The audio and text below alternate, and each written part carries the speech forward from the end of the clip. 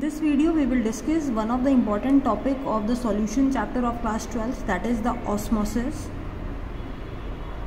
Now, it is a term which is defined as phenomena of flow of solvent molecules from the region of higher solvent concentration to a lower solvent concentration through a semi-permeable membrane. Osmosis is a very common process and can be seen at various places in our surrounding. For example, the swelling of resins when they kept in water. One more example, that is sprouting of seeds when soaked with water. We can say in nature, osmosis is the first step towards the germination. You all must have seen the flower vendor, even the vegetable vendor. They just sprinkle water on the flowers and fruits so that fruits and vegetable appears to be fresh for a longer period of time. More application of osmosis in our houses is the formation of pickles, where raw mangoes are shriveled when they are picked with the aqueous solution of common salt. This happens because they lose water due to osmosis. By this process, we can easily increase the life of pickles for years without using any chemical preservative. In our body, many of the processes takes place through osmosis. Just for example, dialysis is a perfect application of osmosis. Here, the blood with impurities is passed through a semi-permeable tubes which are surrounded by dialysis fluid, which has a lower concentration of impurities, that is less waste is present in the solution, and the process goes on by the transfer of material from the blood to the other side. This process is a very complex one and it involves the osmosis in a very complicated form. So let's discuss first what is osmosis, what is osmotic pressure, what are the different applications over other colligative properties. So again I am repeating, it is the phenomena of flow of solvent molecule from the region of higher solvent concentration towards the lower solvent concentration and through this semi-permeable membrane. So all the solvent molecules move towards the solution side because solution contain less solvent molecule. So here the higher concentration is toward this side. It moves toward this side like this. And this only takes place only through the semi-permeable membrane. Now let's discuss some of the common example of osmosis in our daily life. Now the next important point is, what is the reason of osmosis? Now as we can observe here, the vapor pressure of the solvent in this solution is less. That is, here because of this non-volatile solute, the escaping tendency of solvent is less in case of solution, whereas in case of solvent the vapor pressure of solvent is high. Now because of this difference in the vapor pressure along this semi-permeable membrane forces the transfer of solvent molecule from the concentrated side to the diluted side. Here the solvent molecule high in concentration, so it moves towards the low concentration of the solvent part. So again I am explaining, in case of solution, the vapor pressure of the solvent here is less in comparison to the pure solvent because here non-volatile solute is also present. So because of this difference in vapor pressure along this semi-permeable membrane, the solvent molecules just forces into the solution side. That is, from high concentration of solvent towards the lower concentration of the solvent. So this is the movement here along this semi-permeable membrane and it is called as osmosis. So here we go. The escaping tendency of solvent in solute is less as compared to the pure solvent. Escaping tendency of solvent in solute is less as compared to the pure solvent. This difference in the vapor pressure along the semi-permeable membrane forces the transfer of solvent molecules from pure solvent side to the solution side, from pure solvent side towards the solution side. Or we can say movement is from dilute solution sides towards the concentrated solution side. Now further osmosis can be explained with this diagram also. So what we have taken a bladder of the semi-permeable membrane, and we have kept a solution in it and placed in a beaker containing the solvent here. So now with the passage of time, the solvent start moving towards the solution side through this semi-permeable membrane, and it is observed that after some time the level of solution here rises. So why there is rise of solution takes place? That is only because water from the surrounding move inside this bladder through this semi-permeable membrane according to the osmosis, because here the solvent is present and here the solution is present. So the level of solution rises with passage of time, indicates that osmosis has taken place. So now, as we have discussed that there is a movement through the semi-permeable membrane, so now the next question, at what time this process or this flow of solvent will stop? At what time? So there is a next diagram where we can easily understand this point. So there is a movement of the solvent molecule towards the solution side, that too through the semi-permeable membrane. But this process of flow of solvent will continue till the equilibrium is achieved. As we have discussed earlier that solvent has a higher vapor pressure and it has a lower vapor pressure, and when they both attain the equal vapor pressure, because solvent is moving towards the solution side, its vapor pressure increases. So when the vapor pressure of both the solution become equal, then the process of this osmosis is stopped. Or we can say, if we apply an extra pressure towards this side so that it just stop the flow of solvent to the solution, is called as an osmotic pressure. So again I am repeating, in order to stop the process of osmosis, we have to apply some extra pressure from this side. Now for example, if here is the pressure, atmospheric pressure, here also pressure is the atmospheric pressure, but if we apply some additional pressure pi from this side so that it just stop the flow of solvent molecule towards the solution, that extra pressure is called as an osmotic pressure. So if we have to define the osmotic pressure, it is the pressure that just stop the flow of solvent to the solution is called osmotic pressure. And in another term we can say it is an excess pressure which must be applied to a solution to prevent the process of osmosis. So this movement is stopped when we apply this extra pressure, and this extra pressure is called as an osmotic pressure. It is represented by the symbol pi, and it is a colligative property because as it depends upon the amount of solute and not on the nature of the solvent. So as in class 11th you have done PV is equal to nRT. So here pressure is changes by the pi, and N by V is the concentration RT. So pi is equal to CRT here, where C is the concentration of the solute, which can be represented as number of moles per unit volume, RT, and number of moles can be represented as weight of solute divided by molecular mass into volume, RT and pi. So using this relation we can easily find out we can say the molecular mass here, M is equal to W RT pi V. So if we know the amount of solute, the osmotic pressure, the volume, we can easily find out the molar mass of the solute. Now as we have discussed that osmotic pressure is used to measure the molar mass of the solute, so there is a wide application of this property.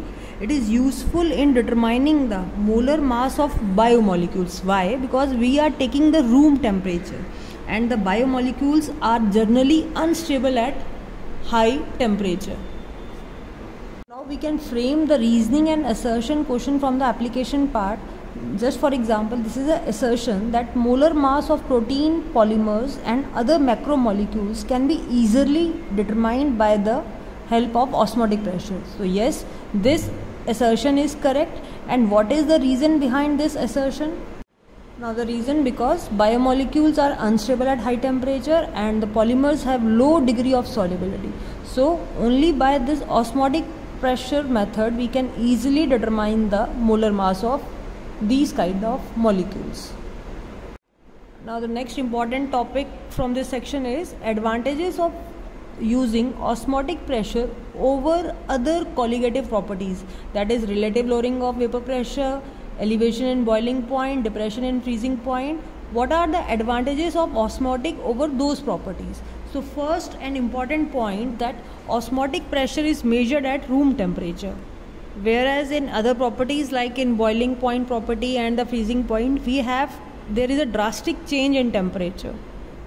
And the next important point, molarity of solution is used instead of molality, and its magnitude is large enough for very dilute solution. In another cases, when the solution is very dilute, we cannot easily find out those properties, but in this case its magnitude is large enough for very dilute solution. Now, as we have discussed, the solvent molecule passes towards this solution through this semi-permeable membrane, but the flow of solvent does not take place in all the solution. Now, for example, if we have taken a two solution here is the solvent and here the solution, and the osmotic pressure of both the solution is same, then there will be no movement. So that type of solution is classified as an isotonic solution. That is, the two solutions having the same osmotic pressure at a given temperature are called as an isotonic solution. So when isotonic solutions are separated by this semi-permeable membrane, there is no osmosis will take place. So this is an important point. In case of isotonic solution, there is no osmosis takes place. So now, for example, RBC, whose osmotic pressure is similar to the solution of NaCl, which is 0.9%. So in this case, both are the isotonic solution, and hence there will be no osmosis will takes place in this case. That is, RBC osmotic pressure and the NaCl solution having 0.9% concentration have the same osmotic pressure. That is, both are isotonic, hence no osmosis will takes place. Now, when the same red blood cell is placed in a NaCl having concentration more than 0.9%, so now this outer solution become more concentrated than this solvent part. So now it become an hypertonic solution. So now there is a movement of solvent from the RBC to the NaCl part, and finally RBC shrink here. So one more way to understand this is that RBC, which is act as a pure solvent, separated by this semi-permeable membrane from the solution. Now here solution is highly concentrated, and we know that movement in case of osmosis is from high solvent to the lower solvent side. So now inside the RBC, because it is pure and here concentration is greater than 0.9 and here less concentration, so meaning here solvent is more. So now solvent move from the RBC towards this saline side. So finally this RBC shrink, that is, water flow out of it, because we have placed in an hypertonic solution. Now if reverse thing happen, now for example, if we place the RBC in an hypotonic solution. Now what do you mean by the hypotonic solution? When the concentration of this NaCl is less than 0.9%, less than 0.9%. Now as we have taken RBC, we have taken that RBC concentration is 0.9. In the first case we have discussed, when both are at the same concentration, no osmosis takes place.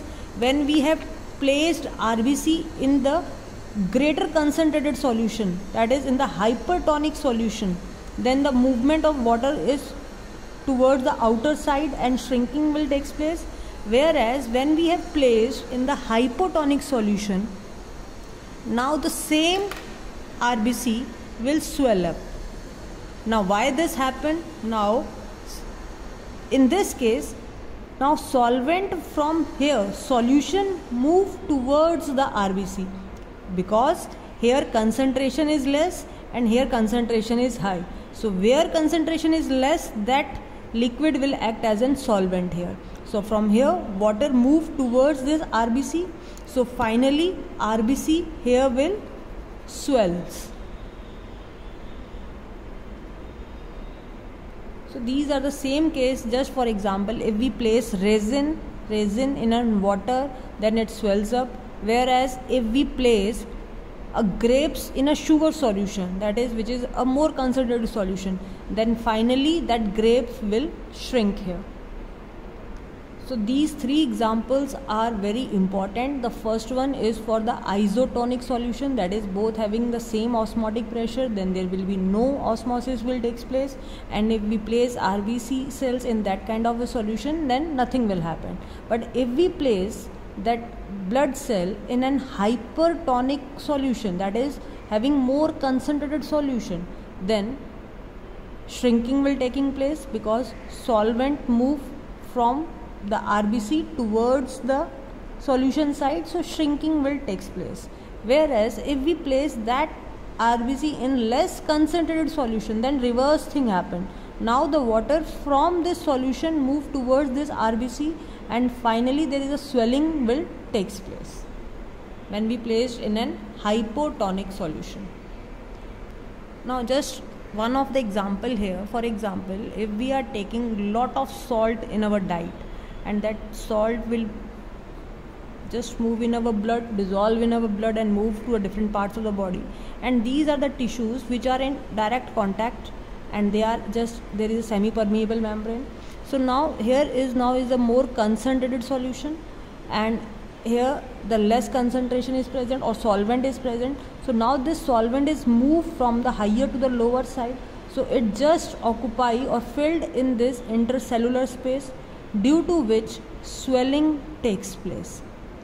This is a general condition which occurs with lots of people when they take high concentration of salt in their diet, then swelling at the various body parts takes place. Now what is the reason for this swelling? Because blood is highly concentrated and the tissues which are in contact, now the solvent from the tissues move towards the intercellular spaces between these tissues, and because of that retention of water in that intercellular space, there is a puffiness or swelling in that person, which is also known as edema.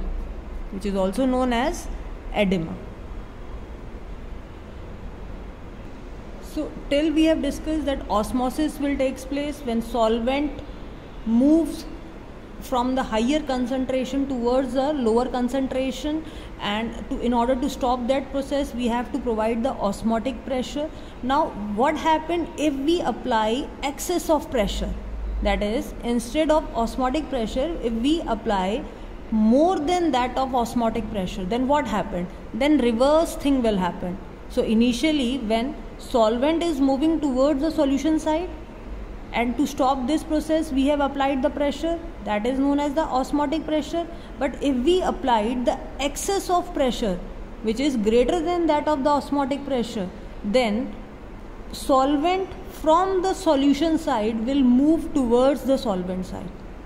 Just for example, this is a diagram here where we have separated the fresh water from the salt water by this semi-permeable membrane.